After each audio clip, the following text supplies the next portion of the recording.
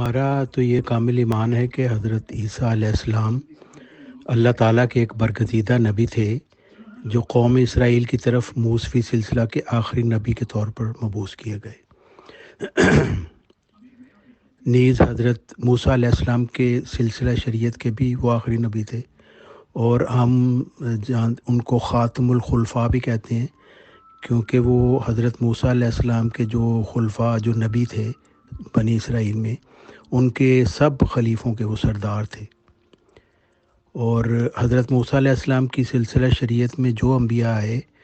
وہ موسوی سلسلہ کے مجددین تھے، کیونکہ وہ تورات کی تعلیم کو ہی قوم اسرائیل میں راسل کرنے کے لیے آتے تھے۔ اور خاتم الخلفاء حضرت عیسیٰ علیہ السلام بھی کوئی نئی تعلیم لے کر نہیں آئے، بلکہ تورات کی تعلیم ہی کے ترک شدہ حصوں کو ہی وہ انہوں نے دوبارہ زندہ کرنے کے لیے آئے تھے، جیسا کہ انہوں نے فرمایا کہ متی باب 15 میں خدا نے مجھے صرف اسرائیل کے گھرانے کی کھوئی ہوئی بھیڑوں کے پاس بھیجا ہے، کسی اور کے پاس نہیں۔ وہ فرماتے ہیں کہ یہ خیال مت کرو کہ میں تورات یا نبیوں کی کتاب موقوف کرنے آیا ہوں، میں منسوخ کرنے نہیں بلکہ پوری کرنے آیا ہوں، کیونکہ میں تم سے سچ سچ کہتا ہوں جب تک آسمان و زمین ٹل نہ جائیں ایک نقطہ یا ایک شوشہ تورات کا ہرگز نہ مٹے گا جب تک سب کچھ پورا نہ ہو جائے۔ سب کچھ پورا ہونے سے مراد بھی یہی تھی کہ جب تک تورات کے مطابق آخری زمانہ کا شرعی نبی نہ آ جائے اور تورات کو منسوخ نہ کرتے ایک نئی شرعی کتاب کے ساتھ، اس وقت تک تورات کا ایک شوشہ بھی تبدیل نہیں ہوگا۔ مگر جیسا کہ ہمیشہ سے یہ دستور چلا آ رہا ہے کہ اللہ تعالیٰ کے جو سچے مرسلین ہوتے ہیں ان کا ہمیشہ سے انکار کیا جاتا ہے، اور حضرت عیسیٰ علیہ السلام کا بھی انکار کیا، اور ان کی قوم جو قوم یہود تھی، انہوں نے اس برگزیدہ نبی کا نہ صرف انکار کیا بلکہ اس کی پاک دامن اور برگزیدہ والدہ پر بدکاری کا الزام بھی لگایا، اور حضرت عیسیٰ علیہ السلام کو جو اللہ تعالیٰ کے ایک پاک نبی تھے ان کو تخم حرامی ثابت کرنے کی کوشش کی، اور پھر صلیب پر ایک لعنتی موت دینے کی کوشش کی تاکہ وہ ان کا یہ الزام جو ہے یہودیوں کا کہ حضرت عیسیٰ علیہ السلام نعوذ باللہ لعنتی تھے وہ پائے تکمیل کو پہنچتا ہے۔ یہ کامل یقین رکھتے ہیں کہ اللہ تعالیٰ نے اپنے پیارے نبی حضرت عیسیٰ علیہ السلام کو صلیبی لعنتی موت سے نجات عطا فرمائی، اور ان کی روح کا آسمانی رفع ہوا، جیسا کہ ہر برگزیدہ انسان کی روح اور تمام نبیوں کی روح آسمان کی طرف بلند کی جاتی ہے۔ اور قرآن مجید اور حضرت محمد صلی اللہ علیہ وسلم کا اس آیت پر بہت بڑا احسان ہے کہ یہودیوں کے گندے الزامات کو انہوں نے جھوٹا ثابت کیا، جیسا کہ تورات میں بھی حضرت موسیٰ علیہ السلام کو ایک عظیم شرعی نبی کے مبعوث ہونے کی خوشخبری عطا کی گئی تھی۔ کہ استثناء میں لکھا ہے کہ میں ان کے لیے ان کے بھائیوں میں سے تجھ سا ایک نبی برپا کروں گا، یعنی وہ بھی شرعی نبی ہوگا حضرت موسیٰ علیہ السلام کی طرح، اور اپنا کلام اس کے منہ میں ڈالوں گا، یعنی وہ الہام سے بات کرے گا، جیسا کہ قرآن مجید جو الہامی کتاب ہے، اور جو کچھ میں اسے فرماؤں گا وہ سب ان سے کہے گا، اور ایسا ہوگا کہ جو کوئی میری باتوں کو جنہیں وہ میرا نام لے کے کہے گا نہ سنے گا، میں اسے حساب لوں گا۔ یعنی جس طرح قرآن مجید کی ہر صورت کے سے پہلے بسم اللہ الرحمن الرحیم یعنی اللہ تعالیٰ کا نام آتا ہے، یہ ساری پیش گوئی حضرت موسیٰ علیہ السلام کی تھی، اور یہ الہام سے ان کو یہ بتائی گئی تھی جو حضرت محمد صلی اللہ علیہ وسلم پر پوری ہوتی ہے۔ اس طرح حضرت عیسیٰ علیہ السلام نے بھی اپنے بعد ایک عظیم مددگار کے آنے کی خوشخبری دی تھی جس نے ان کی بزرگی بیان کرنی تھی، یعنی یہودیوں کے گندے الزامات کو جھوٹا قرار دینا تھا۔ قرآن مجید نے بیان فرمایا کہ حضرت مریم علیہ السلام کا حاملہ ہونا بدکاری کی وجہ سے نہیں تھا بلکہ اللہ تعالیٰ کی قدرت عظیمہ کا اظہار تھا، اور خاتم الخلفاء حضرت عیسیٰ علیہ السلام کے بن باپ پیدا ہونے کے پیچھے یہ حکمت کار فرما تھی کہ یہودیوں کی پے در پے نافرمانیوں کی وجہ سے کوئی یہودی اس قابل ہی نہیں تھا کہ اسے موسوی سلسلہ کے عظیم آخری نبی اور خاتم الخلفاء کے باپ ہونے کا شرف حاصل ہوتا، اور خاتم الخلفاء حضرت عیسیٰ علیہ السلام کے بن باپ پیدا ہونے کی قدرت کے اس اظہار میں بھی یہی پیغام پوشیدہ تھا کہ اللہ تعالیٰ یہ بتانا چاہتا تھا کہ اب وہ وقت آ گیا ہے کہ نبوت کا انعام بنی اسرائیل سے لے کر ان کے بھائیوں یعنی بنی اسماعیل کو عطا کیا جائے، اور حضرت محمد صلی اللہ علیہ وسلم جو تھے وہ بنی اسماعیل میں سے تھے۔ قرآن مجید نے اور حضرت محمد صلی اللہ علیہ وسلم نے منکر مسیح جو یہودیوں کے منہ توڑنے کے لیے حضرت عیسیٰ علیہ السلام کی اور ان کی والدہ کی بزرگی بیان کی، مگر بدقسمتی سے عیسائیوں نے اپنے یسوع کو بدنام کرنے میں کوئی کسر نہ اٹھا رکھی۔ اب دیکھیں، منکرین حق یہودی جو تھے ان کی کبھی کوشش تو یہ تھی کہ ان کو لعنتی قرار دیا جائے، صلیب پر چڑھا کر وہاں پہ موت دے کے، لیکن اللہ تعالیٰ نے اپنی عظیم تدبیر سے اس کو ناکام بنا دیا۔ مگر عیسائیوں نے خود یہودیوں کے گندے منصوبے کو عملی جامہ پہنانے کے لیے یسوع کی تعلیم کے بالکل برعکس شریعت کو بھی لعنت قرار دیا، اور یسوع کی موت کو بھی لعنتی صلیبی موت قرار دے کر یسوع کو بھی لعنتی قرار دے دیا۔ اپنے اس فلسفہ کو وہ بہت فخر سے بیان کرتے ہیں کہ ہمارا نجات دہندہ یسوع ہمارے جیسے لعنتیوں کے گناہوں کے لیے خود لعنتی بن گیا، اور اس طرح یہودیوں کے جھوٹے اور گندے الزامات کی خود یسوع کے پیروکاروں نے تصدیق کر دی اور یہودیوں کا مشن پورا کر دیا۔ جیسا کہ وہ پولس رسول نے گلتیوں باب 3 آیت 13 میں لکھا ہے کہ مسیح نے ہمیں خرید کر اس لعنت سے آزاد کروایا جو شریعت کے ذریعہ ہم پر آئی اور ہماری جگہ لعنتی بن گیا، کیونکہ لکھا ہے کہ جو شخص سولی پر لٹکایا جائے وہ لعنتی ہے۔ اب دیکھیں، یہودیوں نے تو یسوع کو صلیب پر لعنتی موت مارنے کی کبھی سازش کی تھی، جسے اللہ تعالیٰ نے تو ناکام کر دیا، مگر یسوع کے پیروکار خود یہودیوں کے کبھی منصوبے کو کامیاب قرار دیتے ہوئے یسوع اور شریعت دونوں کو لعنتی قرار دے دیا، جیسے میں نے پولس رسول صاحب کا آپ کو اقتباس پڑھ کے سنایا ہے۔ اور اب یہ دیکھیں، یہ جو میں نے آپ کو ویڈیو یہاں پہ لگائی ہے کہ اس میں گا گا کر اور تالیاں بجا بجا کر سیونی یسوع سولی چڑھیا فخر سے گاتے ہیں اور سناتے ہیں، اور مسیح کے دشمن یہودیوں کو یہ بتا رہے ہیں کہ تمہارے الزامات صحیح تھے، نعوذ باللہ۔ اب ہم خود کہتے ہیں کہ ہم لعنتی گناہ گاروں کے لیے یسوع لعنتی موت مر گیا تاکہ ہمیں ہمارے گناہ اپنے کاندھوں پر لے جائے، اور ایسے پیروکاروں کی یسوع کو بیچارے کو کیا ضرورت تھی؟ وہ بیچارے یہی کہتے ہیں کہ مجھ پہ احسان جو نہ کرتے تو یہ احسان ہوتا۔ انیل مسیح صاحب کو میں نے پچھلی دفعہ جو پریزنٹیشن کی تھی اس میں نے ان سے پوچھا تھا کہ یسوع کون سے گناہ اس نے معاف کیے، کیونکہ یہ تو وہ خود کہتے ہیں کہ یسوع لعنتی موت مر گیا، تو اس کی وجہ سے وہ کون سے گناہ معاف ہوئے، اس کا انہوں نے کوئی جواب نہیں دیا، آج بھی نہیں دیا۔ لیکن یہ بات جو پولس رسول جی نے لکھی ہے کہ مسیح نے ہمیں خرید کر لعنت سے آزاد کروایا جو شریعت کے ذریعہ آئی اور ہماری جگہ لعنتی بن گیا، کہ جو شخص سولی پر لٹکایا جائے وہ لعنتی ہے، اور یہ ساری اس میں بہت ساری باتیں جو ہیں وہ ساری کی ساری تورات اور انجیل کی تعلیم کے خلاف ہے۔ اس میں بتایا گیا ہے کہ شریعت کی وجہ سے لعنت آئی، حالانکہ یہ بات بھی جو انجیل کی تعلیم ہے، بائبل کی تعلیم ہے، اس کے خلاف ہے۔ اب دیکھیں، یسوع جی متی باب 5 میں کہتے ہیں کہ شریعت کے کسی چھوٹے سے حکم کو توڑنے والا آسمان کی بادشاہت کے لائق ہی نہیں،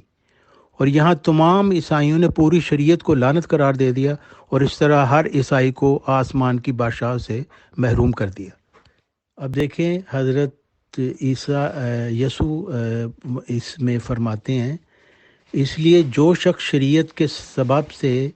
چھوٹے حکم کو توڑتا ہے اور دوسروں کو بھی ایسا کرنا سکھاتا ہے، وہ آسمان کی بادشاہت کے لائق نہیں۔ یعنی چھوٹے سے چھوٹے حکم کو توڑنے والا بھی آسمان کی بادشاہت کے لائق نہیں۔ اور انہوں نے کہہ دیا کہ شریعت ہی لعنت ہے، یعنی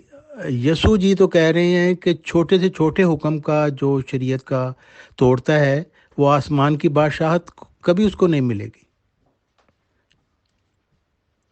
اور پھر لکھا ہے کہ یسوع نے خود لعنتی بن کر ہمیں لعنت سے چھڑایا، یعنی ہمارے گناہوں کا بوجھ اس نے اپنے کاندھوں پر اٹھا لیا، اور یہ بھی بالکل غلط بات ہے، انجیل کی تعلیم کے بالکل خلاف ہے۔ بائبل میں کفارہ کا کوئی تصور نہیں ہے، اور نہ ہی انجیل میں اس کا ہے۔ اب دیکھیں، حزقیل باب 7:18 میں لکھا ہے، اس کا انہوں نے عنوان دیا ہے کہ ہر ایک کو صرف اپنے ہی اعمال کی سزا ملے گی، اور اس میں لکھا ہے کہ رب مجھ سے ہم کلام ہوا کہ تم لوگ ملک اسرائیل کے لیے کہاوت کیوں استعمال کرتے ہو کہ والدین نے کھٹے انگور کھائے لیکن ان کے بچوں ہی کے دانت اکٹھے ہو گئے۔ اور آگے لکھا ہے کہ رب قادر مطلق فرماتا ہے کہ میری حیات کی قسم آئندہ تم یہ کہاوت اسرائیل میں استعمال نہیں کرو گے، ہر انسان کی جان میری ہے، خواہ باپ کی ہو یا بیٹے کی، جس نے گناہ کیا صرف اسی کو سزائے موت ملے گی۔ اب دیکھیں بائبل کی تو یہ تعلیم ہے کہ یہ بھی نہ کہو کہ والدین نے کھٹے انگور کھائے تو بچوں کے دانت کھٹے ہو گئے، کیونکہ جس نے کھٹے انگور کھائے اسی کے دانت کھٹے ہوں گے۔ اور اس کو محاورہ کے طور پہ بھی استعمال کرنے سے منع کیا ہے، چہ جائے کہ اس کے اوپر ایک پورا فلسفہ قائم کر دیا کہ انسانوں نے گناہ کیے اور ایک آیا آدمی اور ان سب کے گناہ اپنے کاندھوں پر لے کر چلا گیا، لیکن لوگ پھر بھی گناہ کر رہے ہیں اور ان کو سزائیں بھی مل رہی ہیں۔ دیکھیں انجیل کی تعلیم کے بھی یہ خلاف ہے یہ کفارہ کا تصور۔ اب یہ دیکھیں یہ انجیل میں یہ ہے کہ آسمان کی بادشاہی جال کی مانند بھی ہے، اسے جھیل میں ڈالا گیا تو ہر قسم کی مچھلیاں پکڑی گئیں، جب وہ بھر گیا تو مچھیروں نے اسے کنارے پر کھینچ لیا، پھر انہوں نے بیٹھ کر قابل استعمال مچھلیاں چن کر ٹوکریوں میں ڈال دیں اور ناقابل استعمال مچھلیاں پھینک دیں۔ آگے لکھے دنیا کے اختتام پر ایسا ہی ہوگا، فرشتے آئیں گے اور برے لوگوں کو راست بازوں سے الگ کریں گے اور انہیں بھڑکتی بھٹی میں پھینک دیں گے جہاں لوگ روتے اور دانت پیستے رہیں گے۔ یہاں پہ کسی کفارہ کا ذکر نہیں ہے، یہاں پہ یہی ہے کہ ان کے اعمال کے حساب سے لوگ ان میں فرق ہوگا اور خبیث کو طیب سے الگ کیا جائے گا۔ اور قرآن مجید کی بھی یہی تعلیم ہے کہ ہر شخص اپنے اعمال کا خود ذمہ دار ہے۔ حضرت مرزا غلام احمد علیہ السلام اس کے بارے میں فرماتے ہیں کہ ایک اور بڑی بھاری مصیبت قابل ذکر ہے، اور وہ یہ ہے کہ اس خدا کے دائمی پیارے اور دائمی محبوب اور دائمی مقبول کی نسبت جس کا نام یسوع ہے، یہودیوں نے تو اپنی شرارت اور بے ایمانی سے لعنت کے برے مفہوم کو جائز رکھا، لیکن عیسائیوں نے بھی اس بہتان میں کسی قدر شراکت اختیار کی، کیونکہ یہ گمان کیا گیا ہے کہ گویا یسوع مسیح کا دل 3 دن تک لعنت کے مفہوم کا مصداق بھی رہا۔ اس بات کے خیال سے ہمارا بدن کانپتا ہے اور وجود کے ذرہ ذرہ پر لرزہ پڑ جاتا ہے۔ یعنی ایک برگزیدہ نبی کے متعلق یہ کہا جائے کہ وہ 3 دن لعنت کے مفہوم کا مصداق رہا، کیا مسیح کا پاک دل اور خدا کی لعنت گو ایک سیکنڈ کے لیے ہی ہو؟ افسوس، ہزار افسوس کہ یسوع مسیح جیسے خدا کے پیارے کی نسبت یہ اعتقاد رکھیں کہ کسی وقت اس کا دل لعنت کے مفہوم کا مصداق بھی ہو گیا۔ پھر وہ فرماتے ہیں کہ یہ اس زمانہ کی ایک فاحش غلطی ہے کہ جبکہ لوگوں نے لعنت کے مفہوم پر غور نہیں کی تھی، لیکن اب ادب تقاضا کرتا ہے کہ نہایت جلدی اس غلطی کی اصلاح کر دی جائے اور خدا کے اس اعلیٰ درجہ کے پیارے اور برگزیدہ کی عزت کو بچایا جائے، کیونکہ زبان عرب میں اور عبرانی میں لعنت کا لفظ خدا سے دور اور برگشتہ ہونے کے لیے آتا ہے، اور کسی شخص کو اس وقت لعین کہا جاتا ہے کہ جب وہ بالکل خدا سے برگشتہ اور بے ایمان ہو جائے اور خدا اس کا دشمن اور وہ خدا کا دشمن ہو جائے۔ اس لیے لغت کے روح سے لعین شیطان کا نام ہے، یعنی خدا سے برگشتہ ہونے والا اور اس کا نافرمان۔ بس یہ کیوں کر ممکن ہے کہ خدا کے ایسے پیارے کی نسبت ایک سیکنڈ کے لیے بھی تجویز کر سکیں کہ نعوذ باللہ کسی وقت دل اس کا در حقیقت خدا سے برگشتہ اور اس کا نافرمان اور دشمن ہو گیا تھا۔ کس قدر بے جا ہوگا کہ ہم اپنی نجات کا ایک فرضی منصوبہ قائم کرنے کے لیے خدا کے ایسے پیارے پر نافرمانی کا داغ لگا دیں اور یہ عقیدہ رکھیں کہ کسی وقت وہ خدا سے باغی اور برگشتہ بھی ہو گیا تھا۔ اس سے بہتر ہے کہ انسان اپنے لیے دوزخ قبول کرے مگر ایسے برگزیدہ کی پاک عزت اور بے لوث زندگی کا دشمن نہ بنے۔ میں نے ثابت کیا کہ انجیل اور بائبل کے مطابق کوئی شخص دوسرے کا کفارہ نہیں ادا کر سکتا، ہر جان اپنی جان کا ذمہ دار ہے۔ جس یہ فدیہ کی بات کریں نا، اسلام میں فدیہ ہے، مثلا اگر کوئی شخص رمضان کے روزے نہیں رکھتا تو وہ کچھ فدیہ دے دیتا ہے کمپنسیشن کے طور پر، اور بعد میں رکھ لیتا ہے جب اس کی صحت ہو، مثلا بیماری کی وجہ سے اگر ہو، اور اگر وہ مستقل بیمار ہے تو پھر وہ فدیہ اس کے لیے کافی ہوگا فدیہ دینا۔ لیکن یہ نہیں ہوتا کہ کسی اور شخص کے لیے وہ یہ کام کرے۔ دیکھیں ایک شخص گناہ کرتا ہے تو اس کا وہ کفارہ ادا کر سکتا ہے، ایک فدیہ دے کے. تو لیکن یسوع نے جو کام کیا ہے وہ تو بالکل کفارہ، وہ والا کفارہ نہیں ہے جو اسلام والے میں فدیہ ہے. کیا کیا یسوع؟ یہ کہتے ہیں یسوع بے گناہ تھا، معصوم تھا، اس نے کوئی گناہ نہیں تھا کیا، لیکن وہ دوسرے لوگوں کے گناہ اپنے کاندھوں پر اٹھا کر لے گیا اور خود بے گناہ سے لعنتی بن گیا، تاکہ وہ گناہ گار جو لعنتی تھے ان کی لعنت وہ اپنے اوپر اٹھا کر لے گیا. تو اس کے نتیجے میں یہ ہونا چاہیے تھا کہ ہر شخص جو یسوع کے اوپر ایمان لاتا ہے اس سے یا تو گناہ کی جو طاقت ہے وہ اس سے چھین جاتی